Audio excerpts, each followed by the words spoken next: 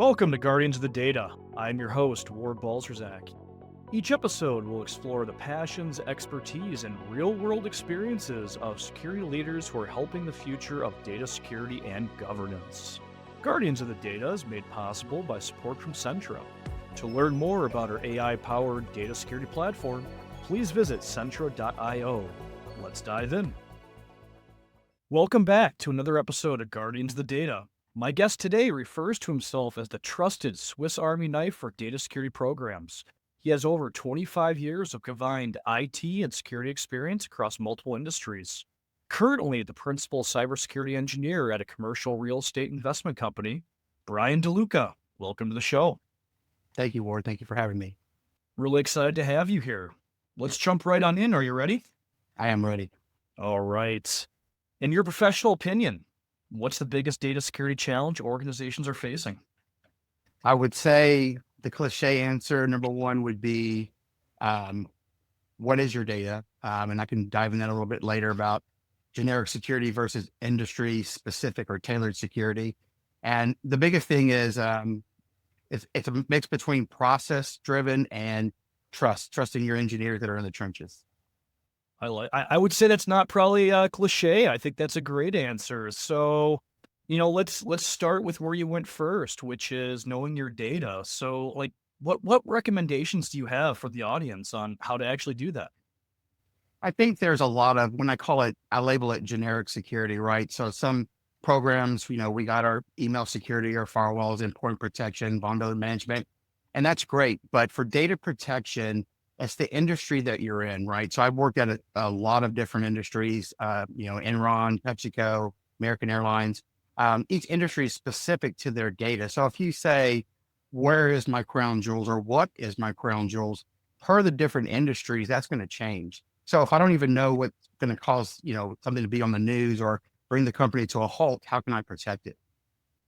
I love that answer. And I love it because, I too have been in multiple industries. And when I join, a lot of folks are like, well, protect PII, protect PCI. And it's like, okay, I hear you, but what is our actual IP, right? What do we actually care about? So, kind of digging into that, because you have been in multiple industries, do you have any kind of first steps that you take to really identify what I would call the no BS, this is what we care about type of things?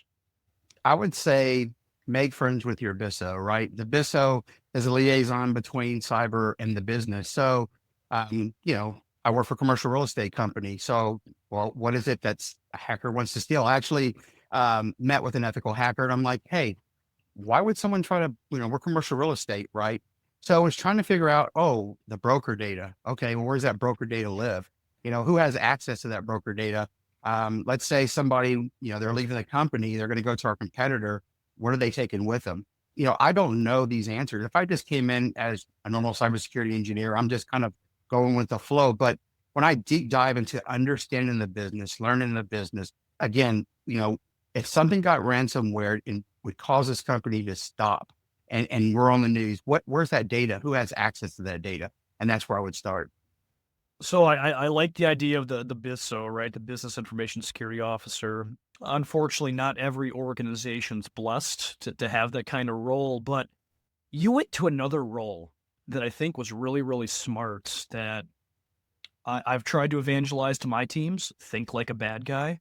The ethical hacker. Love that. So when you go to your ethical hacker, maybe it's your internal red team, maybe it's a friend, colleague, whatever, what types of things do you generally ask them when it comes to data security and really trying to get down into the trenches to figure out what am I protecting?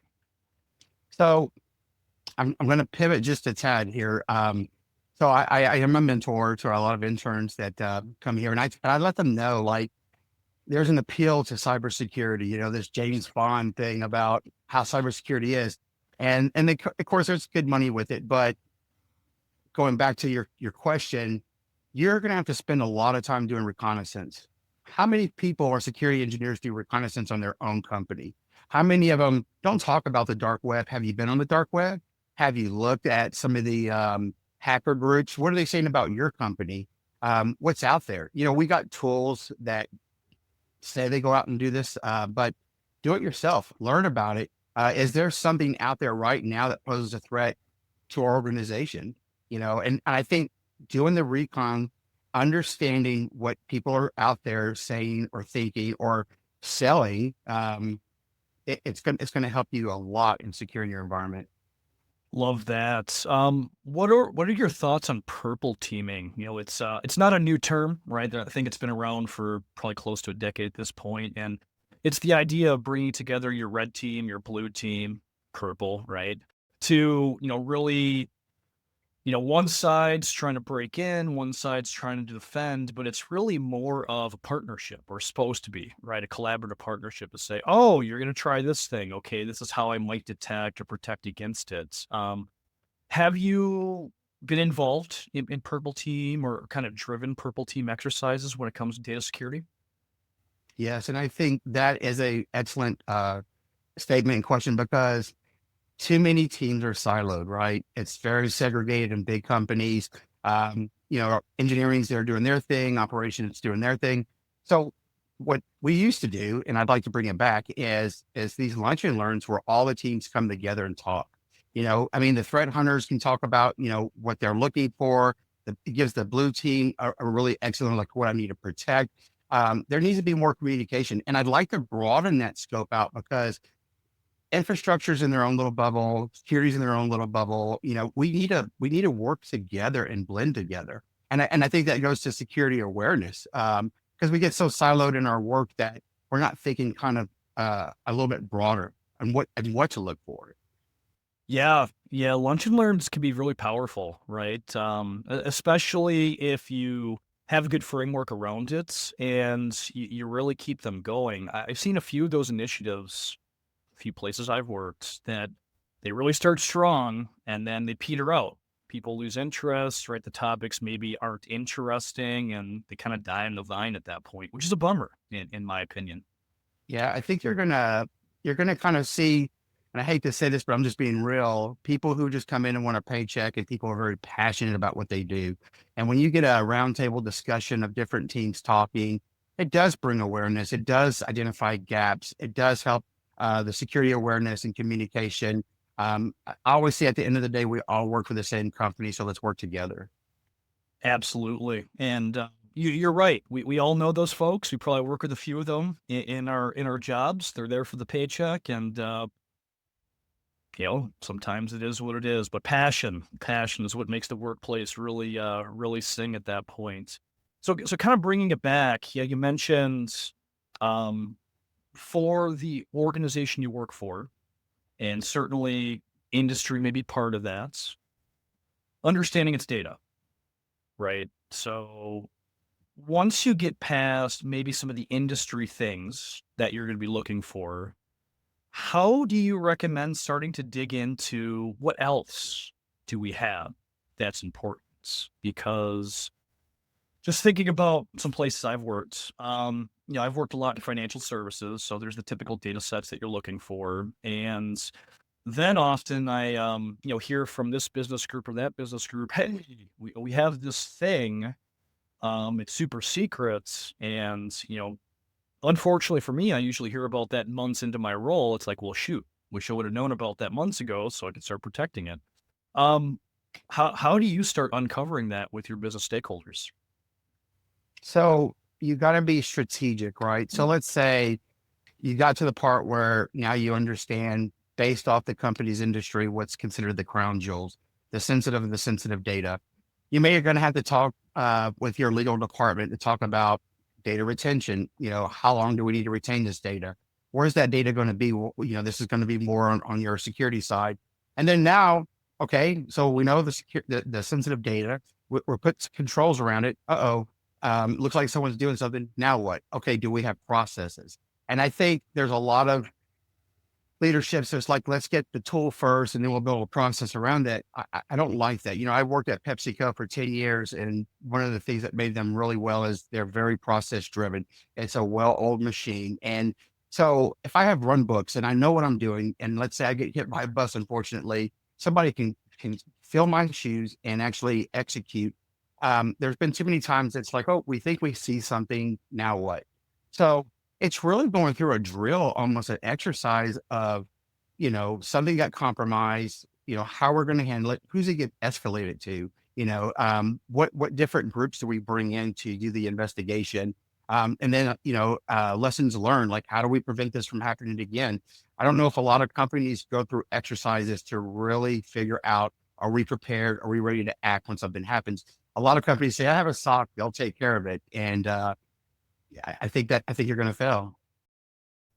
There's a lot to unpack, I think, in those statements you just made. Some really great statements. I'm actually going to kind of go towards one of the last statements you made, which was um you kind of reference like an incident response plan, right? Do you actually know what to do? Who do you contact? Whatever. Curious your thoughts. So most organizations have an incident response plan, right? Because they have to, right? Most compliance standards say you got to have one. A lot of auditors look for it, though that one, right, is usually pretty high level, right? It's usually like if X happens, contacts, Y and Z. It doesn't really get into, the second or third layers of the onion on what's going on. I'm curious your thoughts on the needs for incident response plans specific to data security. Like, do you think that's necessary, or do you think like higher level response plans are good enough? No, I think again, you have to tailor it per the data. So if I have some just GDPR, that's one thing. But if I have some really intellectual property that, I mean, it's going to expose a lot, that should be handled a lot differently. I mean, there may be one that requires an investigation, but then there may be another one that requires, hey, we're cutting off access and we're going to look later. I mean, it just depends on how sensitive that data is. The biggest thing is, protect the data, protect the brand. I don't want to get that data leaked or a ransomware. And next thing I know, I'm on the news. And next thing I know, my stock's going down. So you have to run these exercises. I mean, it's like saying you study self defense, but you never practice it. And then when it hits, you're not prepared. Yeah. Yeah. And really smart. You got to practice it. So I think most organizations do, at least they say they do, annual, tabletops or annual run throughs. I don't know about you. I've been in a few of those where, like they're not great. They're literally going line by line through a piece of paper, which is the actual plan. And they're saying, okay, are you going to do this? Like, I've often found having a tailored scenario is the best way to do those instant response tabletops. And I think they need to happen more often. What are your thoughts? Like, do you have um, any tips or ways that you go about pushing those? Well, I would tell you my want would be, you ever have like a fire drill at work and they tell you a week before? So when the alarms go off, you're like, okay, I know what's going on. You're not panicking. Try doing an exercise that nobody knows about and just simulate it if they think it's real. And let's see under pressure how people perform. That's gonna reveal a lot. We don't do that. You're right. It's a scenario. You know what's happening. Everyone's on the call. We know this is just a simulation. Try doing something and just see how everyone responds under pressure. That it's going to show you where your gaps are. I think our listeners might be getting a ping. I know I am ping of anxiety hearing, just give it a shot. Don't really tell anybody. You know, I like it, right? When you think about it, I like it because that's how you really pressure test. Like a bad guy's not going to say, hey, so and so, I'm going to attack you next week. I'm not going to tell you what time, but it's going to be next Tuesday, right? And people are going to be looking. I think the flip side, um, is you likely have to let some folks know, right? You got to probably have to let executive leadership know because if they're pulled in at 3 a.m. to an event, they probably need to know, hey, this is a simulation and I'm not going to get my hair on fire or call chief, legal counsel and get them on the horn. So what are your kind of best practices around doing the spontaneous exercise? If you think about the hundreds of thousands of alerts you get into a SIM, um, Then you got to figure out, okay, it's going to, so we're segregated, right? So now alert comes in, SOC, triages it, and maybe it goes to IR, or maybe it goes to whoever the next contact would be. I mean, there's such a delay, right? So if you're talking, so here's my idea. If I have crown jewels and I know the databases that data sits in, I know the database servers that they're sitting in, that's going to be on the watch list, right? So now if I get alert on something that's on my crown jewel tag or list, that should be a higher response time than just an alert coming through the SIM. And I think that's kind of my overall strategy, is to build a true sensitive data index. And I mean, map this data out. So let's say, for example, let's say I'll just use PeopleSoft. So let's say you're a PeopleSoft shop and all your financial data, HR, everything's sit in this database. Okay. Well, I know where that database lives. I know what server it sits on, but in my unstructured environment, and if you have petabytes worth of unstructured, and I'm talking on-prem, across M365 and cloud, well, where's all your data? Where's the data that relates to PeopleSoft and who's looking at it? So if you have a tool that allows you to tag, I want to be able to track where that data is flowing. My most sensitive data, where is it flowing? Who should have access? Just like in the database. There was an issue where around bonus time, someone was going in and looking at bonuses. Well, how'd that happen? Right. So it's about really tagging your crown jewels. Who should have access to this data? Okay, I make a rule that says, show me what they're doing.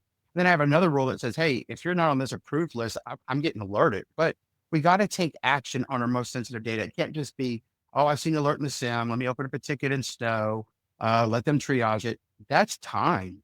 I mean, if someone's really good and they've been in here for a while, they're pulling data while you're doing all that investigation. So we got to get faster. And the way to do that is knowing where your sensitive data lives on your network. Yes, 100% yes. And I think that piece right there that you mentioned is, in my opinion, sounds like yours as well, a really crucial piece of data security that honestly I feel like a lot of organizations miss or implement towards the end of their program. I mean, it almost goes back to your statement very early on that was a lot of organizations buy a tool and then develop the processes later instead of let's develop the processes, the framework, and then let's get some tools eventually, right, to help out with those things. So I want to hit on that statement you made, which is almost like maybe a data catalog. Is that kind of what you're referring to with here's all my sensitive data, here's where it's at? Is that what you're envisioning? It is. It is. It's knowing where that sensitive data lives and how's it moving and who's touching it, right? We want to prevent it from going outside of our network. That's cool for external threats. But let's say somebody comes in, they authenticate on their network. Well, they just bypassed all our external controls. So now we're looking at internal, right? Insider threat. So you need to know who's looking at the most sensitive data. Well, if I don't know where that data is sitting and I don't know what's sensitive, I'm in trouble.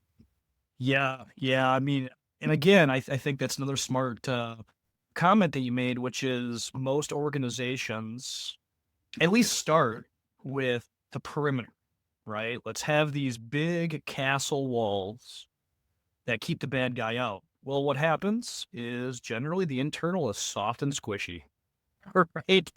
The bad guy gets through the wall, over the wall, under the wall, whatever, and they're swimming, right? There's nothing to prevent them. So yeah, I mean, understand what the data is, who's supposed to touch it, have, yeah, you mentioned alerts kind of geared towards and maybe scoped into some of those rules. Um, what about the idea of data lineage? Some of the things that you mentioned, that's what came up in my mind, data lineage, knowing how data is generated, flows, your thoughts? I love that. Not only do I love it, but I'm trying to implement that now because that actually does track and show the flow of the data. I think that is crucial because so I'm gonna backtrack, and I hate to say this, but this is real life. Some companies, we got M365 and BYOD devices, they allow data on that. And some people can go home and log on to their personal computer and then use their corporate account to log on to OneDrive and just start pulling tons of data down. So to be able to track, oh my gosh, I have HR related data going, going to someone's, BYOD device, we need to have visibility into that. Not only that, but then that lets us know that we need to better our policies for prevention in those areas. And then it depends. I've seen in different industries, you're going to be more regulated in financial where they don't allow that. You're not going to have any data on BYOD devices. I know that there's some banks where you got the data sitting, the sensitive data sitting on the server, you got a VDI into there. You can't copy, you can't do anything. But as you get into some more lenient or relaxed businesses, they allow their employees to do more because they said it disrupts the business. So now we have to figure out that use case and how to do better controls to protect that data. Yeah, I mean, I was getting a little bit of PTSD as you were talking because you mentioned, BYOD, M365, OneDrive download. I mean, think about the other use cases. Employee emails themselves, right? Emailing their Gmail account or Yahoo or whatever, or maybe a box, right? And they put it into like that's the approved share. Okay, cool, awesome. And they share it with themselves, and same thing, right? They go home and pull down the data. It's kind of prolific out there. Like, your thoughts? I mean, definitely it goes past OneDrive and such. Kind of like a theme now, like your foundation is what's my sensitive data per my company. Um, and then I think there should be different policies based off that data. So if it's not considered intellectual property or something highly sensitive, maybe we allow it. But if it's something that we definitely don't want to leave the organization, there's just going to be a policy in our prevention tool that says this just does not leave. And that gets back to let's roll up our sleeves. We got the BISO, we got maybe the CISO, we got legal, and we're really refining the policies that we can implement in our tools to prevent this data from leaving. There was a promise for many, many years in the security industry, kind of around this use case. And I say the promise because I'll be honest, I've never really seen it done well. And it's the idea of digital rights management, right? And it kind of speaks to what we're talking about here, which is you got certain sensitive data. And the idea is with that sensitive data, you're classifying it obviously somehow, and then you're wrapping it in protection. That way, you know what? If it leaves in an unapproved method, it's tombstoned, right? You can't use it. Like it's basically a paperweight out there. I say I've never seen it done well because, like, going back to what you said before, you got to have process around it. Got to have break the glass. There's going to be exceptions to those rules. And then, just like firewalls, they become, Swiss cheese with all the holes, all the exceptions, everything else. Have you ever considered, rights management or, tried implementing and seen it be successful before? When you said that statement, I would have said that that was sufficient before quantum computing.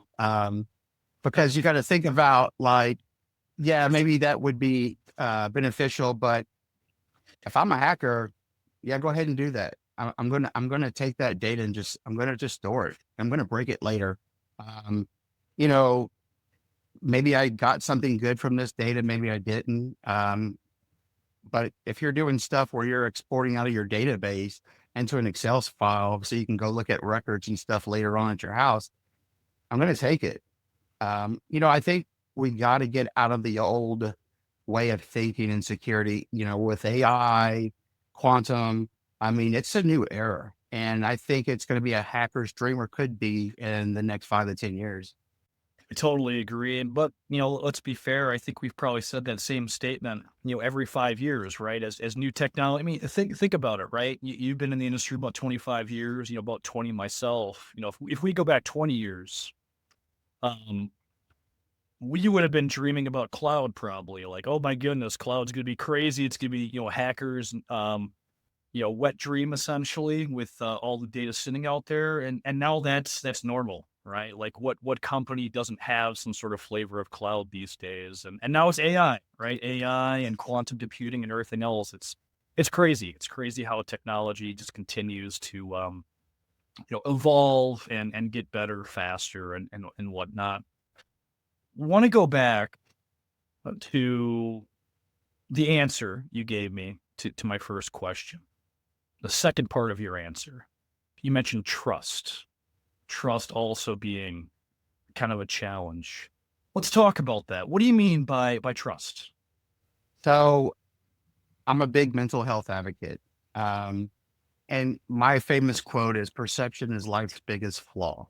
And I'll touch on that in segments here. Like when you say cloud security, back in the day, it was like, oh man, you want to go to cloud because it's so secure. And now we realize it's not as secure as people think. Trust is really about if I'm a CISO, a VP, a director, I need to trust my engineers. I need to trust the guys that are in the trenches. I need to trust the guys who are frontline to the business that every day they're seeing risk.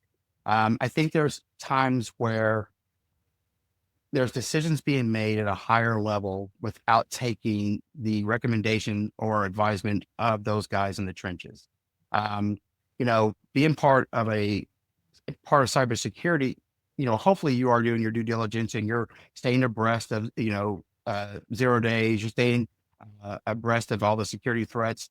It's our job to see how that is being applied to the organization and then to communicate to our hires up. But whenever you tell someone, I see this risk, I have an ethical responsibility to report it, and the tool that you're choosing to go with is not going to help us.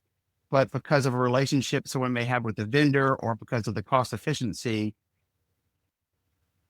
your what you advise doesn't get taken into consideration. Or um, let's say that, right, we're business, we got to keep the business flowing, but this is a big risk. And here's a solution, but it just never gets acknowledged. I would love it to be where, and I've had this at PepsiCo a few times where, the leadership would actually come to you and say, this is what we're thinking about doing. These are the tools we're thinking about going with. What do you think? And you had a say in that. There are some organizations where you could be going right, and then 2 months later, you're going left. And it's like, what are we doing? Um, I think you have to listen to the people that are doing your day-to-day work. Hallelujah. Hallelujah, man. I absolutely love that. And I'll share as well. I've struggled with that, and it definitely goes back to you mentioned mental health. I'll be vulnerable on in front of you and the listeners here. I had some pretty bad mental health issues. Over the last probably before my current job.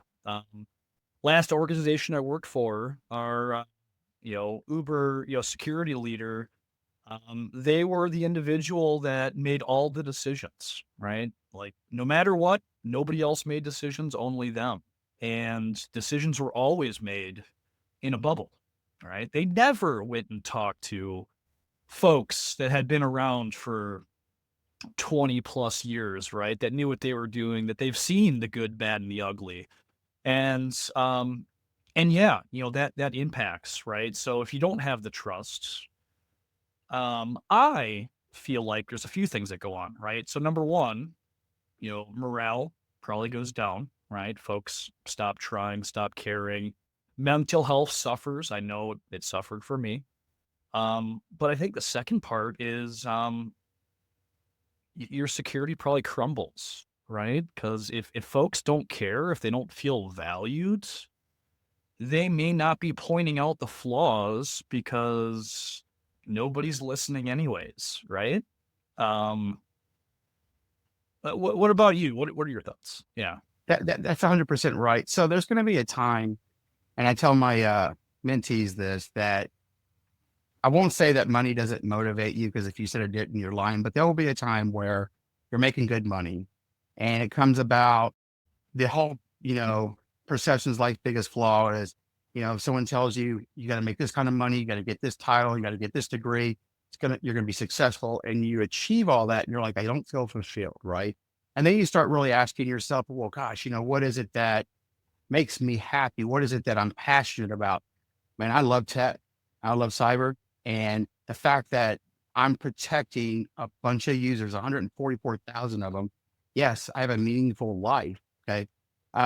So the money aspect of someone, 20, 30 grand more a year, is that going to really make me happy? No. But when you come and someone listens to you, and you're right, when you're saying, hey, this is the way we should go, and your voice isn't heard, you do lose your ambition, right? There's this thing called life that gets in the way with us. And I think that we have to get out of this. I was at a company and it was a great company, and they said, we're going to change our business model. You're getting something out of it. We're getting something out of it. We're in Texas. It's an outwell state. You can leave. We can let you go. The dynamics changed. I mean, you're coming to a place 5 days a week, 8 to 10 hours a day. And if you're just a number, oh, that's not going to be a great experience. There was a time where you would work. There was a lot of employee resource groups. I think they should bring corporate counselors back. But if you get a person going through life struggles, because we don't know what's going on with people, right? Things happen. Trauma equals fear, fear equals anger. So you got that you have to, I mean, managing different personalities, right? And then now you're not listening to an employee. They're not making the bonuses because the company's having issues, what have you. That's going to build up, right? And it's sad. I think if you bring back the recognition, do the attaboys, like, hey, great job, thank you. Not where you say, I completed this project and they're like, well, it took you long enough. I mean, people are going to start looking for other places to go. And it's true, that statement about people don't leave companies because not all about money, but their leadership, having good leadership, having senior vice presidents stop in the hall and have a conversation with you, know who you are. And that pumps up the morale, that pumps up your ambition. And it's a level of respect where at 3 o'clock in the morning, when you get called because there's a breach, you're on it because you want to do good for your leadership. Yeah, yeah. I mean, I'll add to what you were saying before, like the trust, the respect, also respecting the knowledge. I remember, forecast. I've done project forecasting for far too long in my career, right? I'm pretty sure I know how to say if I'm going to do X type of project, it's going to take X amount of weeks given Y amount of resources, right?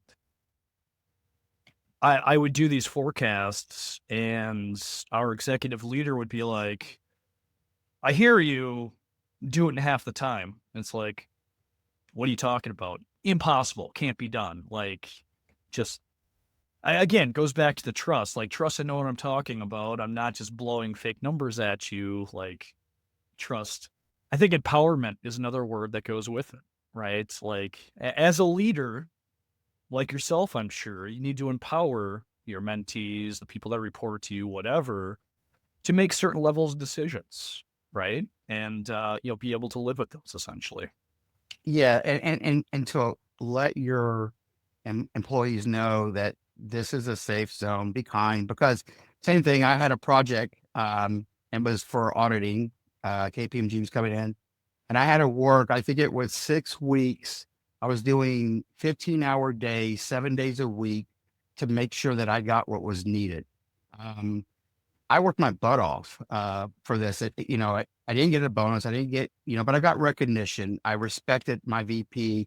I did the work because of that level of respect. And you're right, because they came to me and they were like, hey, this guy knows what he's doing. Get him to do it. The thing I didn't realize, because I had a mentor at a time, and he's like, the next time that happens, you say, I need resources. Like, it's not to feel comfortable. I think there's this feeling of, you're in a meeting and it's like someone asks you a question and you're like, I don't know the answer, but I'm going to make something up. You got to being authentic. If you don't know it, that's fine. That's what Google's for, right? Being okay to say, hey, I can do this job, but if you want it at this time, I need another resource, and not have leadership think you're incapable of doing what you need to do. This has got to stop. I mean, we're human beings. We're working our butts off. Everyone's dealing with life. And I think so. My whole thing is about having self compassion, being self aware.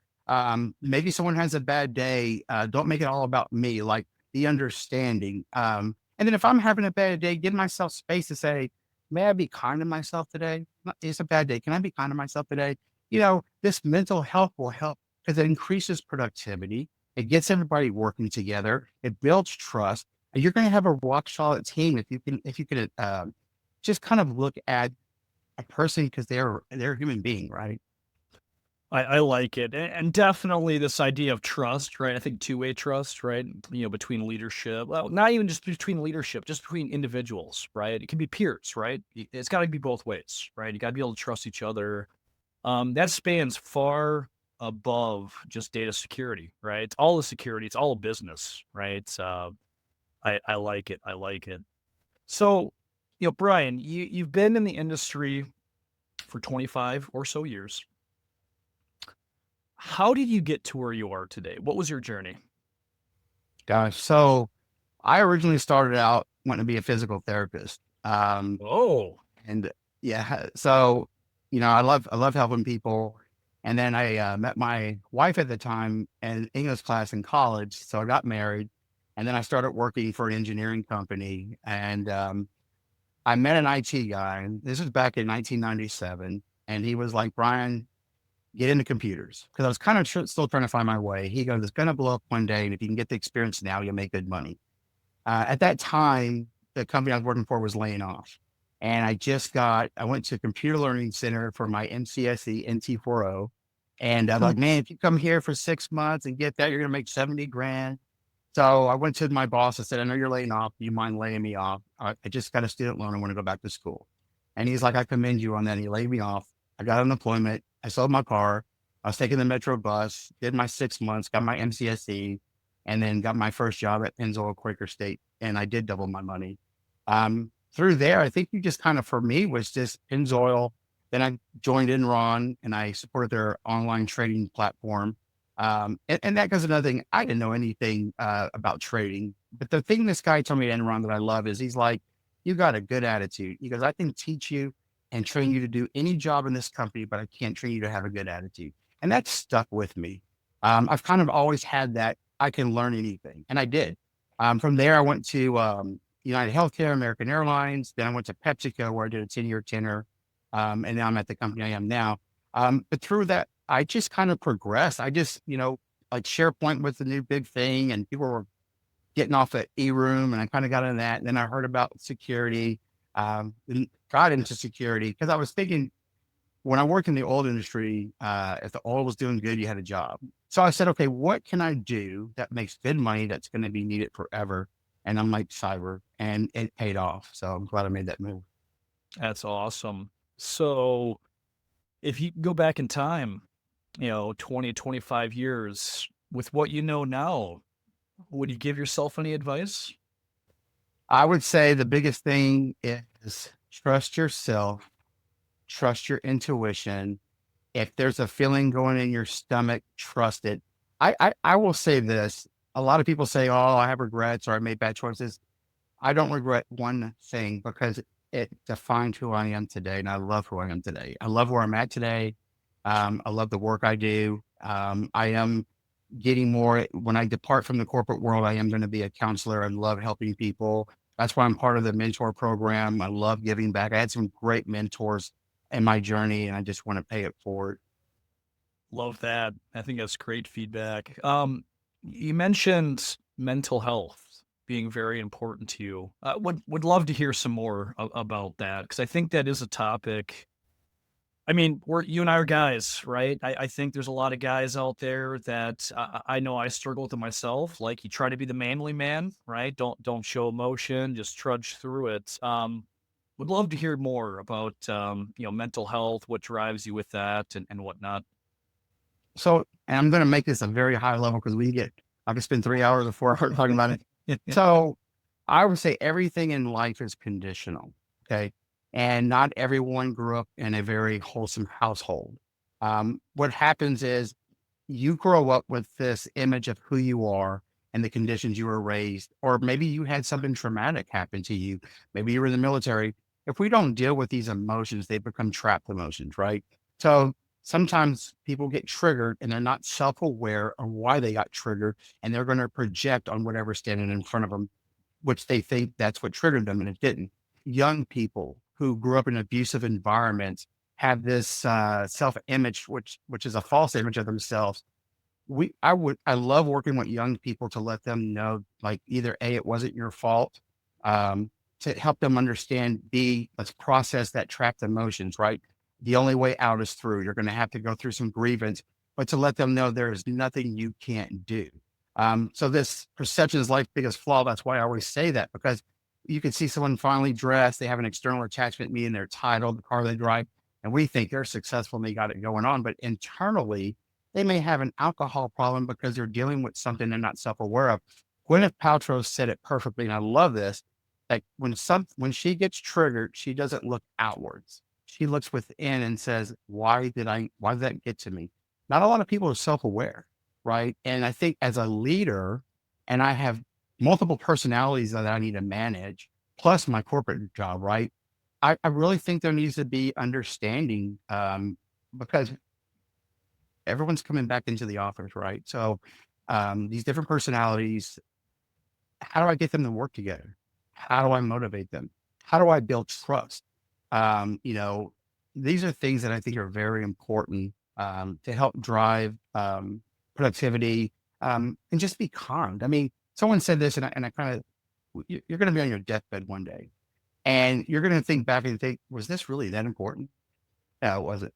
You know, there's a big life to live. Be nice to make corporate life fun again. Yeah, I'm just very passionate about driving mental health. Yeah.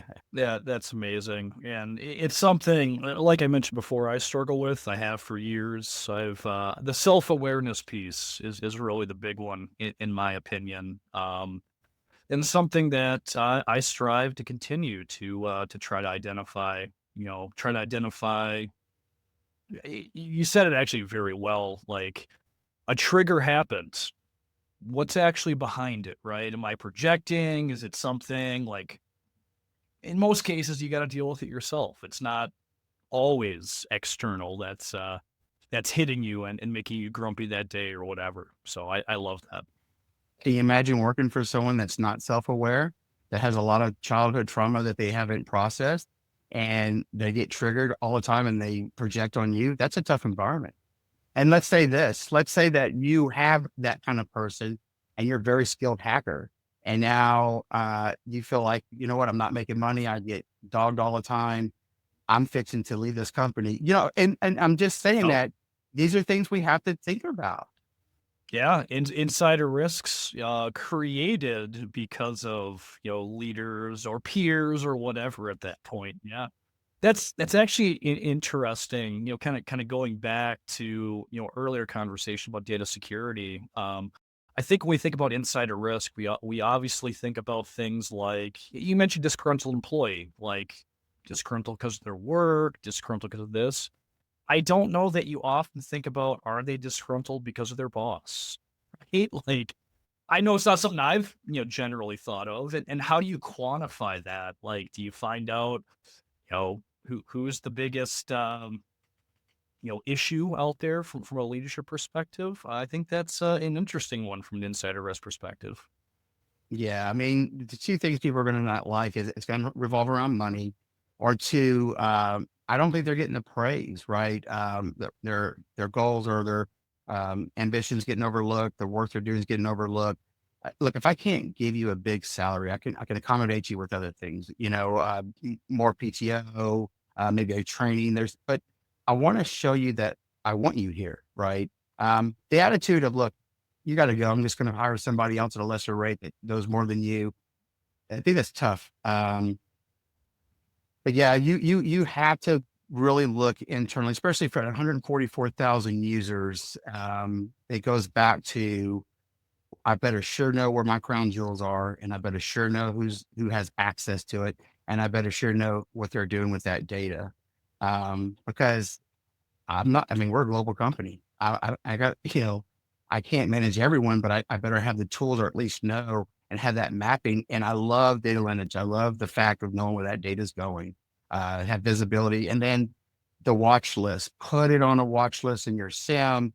Get, this, if I all these hundreds of thousands of alerts that come through, if this one pops, I'm taking action on it. I mean, then it goes back to your process. It's like, what's the process for that? I mean, it's just, we kind of always known back in the day, like, okay, classify, discovery, classify, tag. What are we doing about that?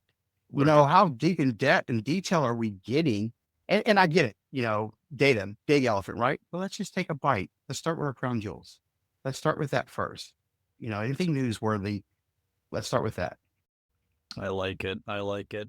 Well, we're almost here at the end of the show. I'd like to ask though, we're almost at the end of 2025, right? 2026 is right around the corner.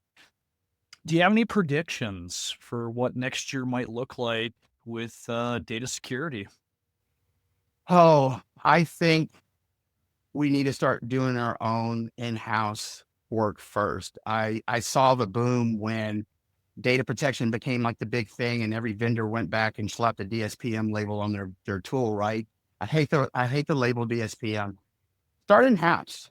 Start asking questions. If you don't have a BISO, start trying to figure out who you can talk to in the business. Talk to legal.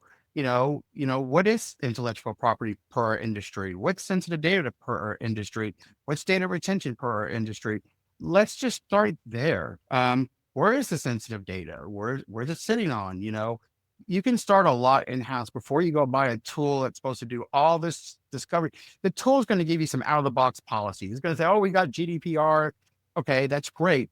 But what about stuff that's tailored to our industry? That's not going to be set out of the box. I got to go consider that policy, tag that data. So you got to know what you're doing before you go out and spend, millions of dollars on some tool.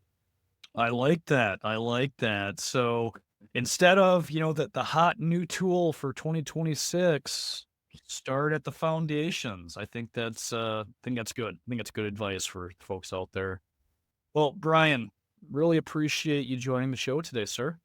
Thank you so much. I appreciate being here. Awesome. And big thank you to the audience. We really hope you enjoyed the episode and learned something today. Please tell others in your network to follow and listen. This has been another exciting episode of Guardians of the Data. See you next time. That's a wrap on another episode of Guardians of the Data. Thanks for tuning in. For show notes and more, visit guardiansofthedata.show. Guardians of the Data is made possible by support from Centra. To see how we help organizations discover and classify all of their data accurately and automatically while quickly achieving petabyte scale data protection without the fuss, please visit Centra.io. Catch you next time.